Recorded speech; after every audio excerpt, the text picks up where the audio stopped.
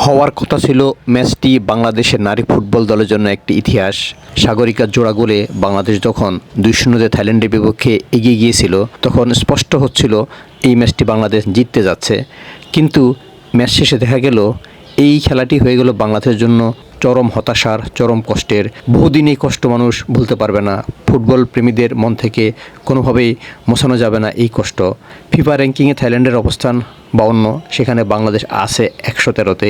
এই দলটির বিপক্ষে এবারের এএফসি অনূর্ধ্ব-20 নারী ফুটবলের চূড়ান্ত পর্বের প্রথম ম্যাচে বাংলাদেশ প্রথমার্ধে 1 গোল দিয়ে এরপর বিরতির পরপরই ব্যবধান দ্বিগুণ করে। তখন মনে হচ্ছিল বাংলাদেশ হয়তো জিতে যাবে, রেকর্ড গড়বে, কারণ এএফসি নারী ফুটবলের চূড়ান্ত পর্বের কোনো লেভেলেই বাংলাদেশ এখন পর্যন্ত কোনো ম্যাচ জিততে পারেনি। তাই মনে হচ্ছিল সাগরিকার জোড়া গোলে বাংলাদেশ সেই ইতিহাসই গড়তে যাচ্ছে। কিন্তু পরবর্তীতে ডিফেন্ডারদের হাস্যকর ভুল বাংলাদেশকে জিততে তো দেয়নি, এমনকি ড্র করার সুযোগও দেয়নি। ম্যাচে বাংলাদেশ 2-3 গোলে হেরে গেছে।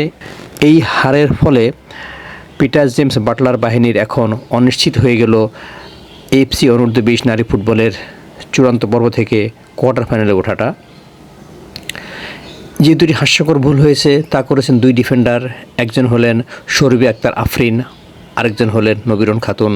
অহেতুক বক্সের মধ্যে এবং বক্সের কোনায় প্রতিপক্ষের দুই খেলোয়াড়কে দুজনে ফাউল করেন। প্রথমে ফাউলটি করেন আফরিন, তার ফাউলের ফলে সৃষ্ট পেনাল্টি থেকে থাইল্যান্ড ব্যবধান 1-2 করে, অর্থাৎ ব্যবধান কমায়। এরপর কিছুক্ষণ আগে মাঠে নামা নবীরন আরেকটা হাস্যকর ফাউল করেন বক্সের আরেক কোনায়, যে ফলের কোনো দরকারই ছিল না। সেই ফাউলটি করার ফলে আবার পেনাল্টি, এবং সেই পেনাল্টি থেকে থাইল্যান্ড স্কোর 2-2 করে ফেলে। পরবর্তীতে বাংলাদেশের খেলোয়াড়দের আরেকটি ভুল পাসকে পুঁজি করে থাইল্যান্ড তৃতীয় গোল করে।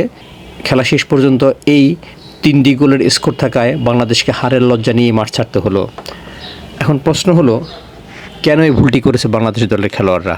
আসলে কোচ পিটার জেমস বাটলার যেভাবে দলকে সাজিয়েছেন, খেলোয়াড়রা যদি তা সেভাবে খেলতে না পারেন তাহলে তো কোচের দোষ দিয়ে লাভ নেই। কী দরকার ছিল আফরিনের সে ফাউলটি করার, যেখানে কোনো বিপদ হতো না?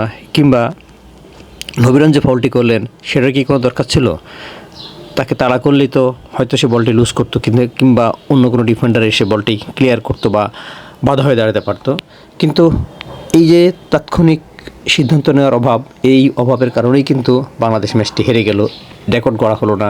অথচ এই ম্যাচটি জিততে পারলে বাংলাদেশের জন্য নকআউট পর্বে যাওয়াটা অনেকটা সহজ হতো। তখন পরবর্তীতে 4 তারিখে চীন এবং 7 তারিখে ভিয়েতনামের বিপক্ষে ম্যাচ থেকে 1টি পয়েন্ট পেলেই হতো। এখন বাংলাদেশকে কোয়ার্টার ফাইনালে যাওয়ার জন্য পরের 2 ম্যাচ থেকে 4 পয়েন্ট অর্জন করতে হবে, অথবা 3 পয়েন্ট পেলেও হবে যদি বাকি যে 3টি গ্রুপ আছে সেখানে যে 3 নম্বর স্থান পাওয়া 3টি দল হবে, ওই 3 দলের মধ্যে সেরা 2 থাকতে হবে। তাহলেই বাংলাদেশের পক্ষে কোয়ার্টার ফাইনালে যাওয়া সম্ভব। আর কোয়ার্টার ফাইনালে গেলেই, সেখানে একটি ম্যাচ জিতলেই, অর্থাৎ কোয়ার্টার ফাইনালে ম্যাচটি জিতলেই বিশ্বকাপে।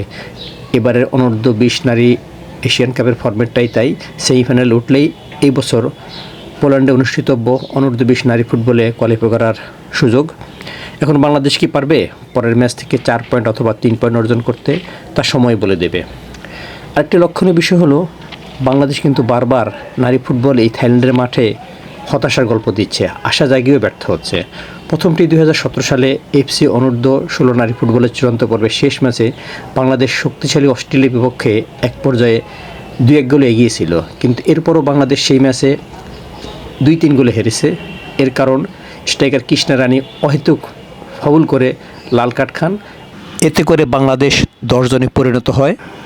এর ফলে অস্ট্রেলিয়া ম্যাচের সমতা এনে পরবর্তীতে আরেকটি গোল করে ম্যাচটি 3-2 জিতে নেয়। সেই সাথে গোলরক্ষক মাহমুদার ভুলও ছিল, তিনি বলে ফ্লাইট মিস করেছিলেন বলেই বাংলাদেশকে হারতে হয়েছিল। পরের ঘটনা 2019 সালে সেই ব্যাংককেই প্রতিপক্ষ সেই অস্ট্রেলিয়া।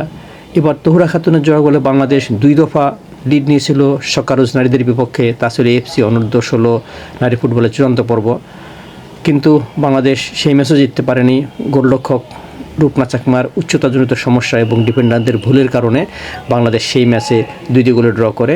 আর এবার ডিফেন্ডারদের ভুলের খেসারতে বাংলাদেশ থাইল্যান্ডকে বাগে পেয়েও হারাতে পারল না। 2 গোলে লিড নিয়েও বাংলাদেশ 2-3 গোলে হেরেছে। এখন আমরা প্রত্যাশা করব বাংলাদেশ পরের 2 ম্যাচ থেকে ন্যূনতম 3 পয়েন্ট অথবা 4 পয়েন্ট অর্জন করে যেন কোয়ার্টার ফাইনালে ওঠে, সেটা আমরা প্রত্যাশা করছি।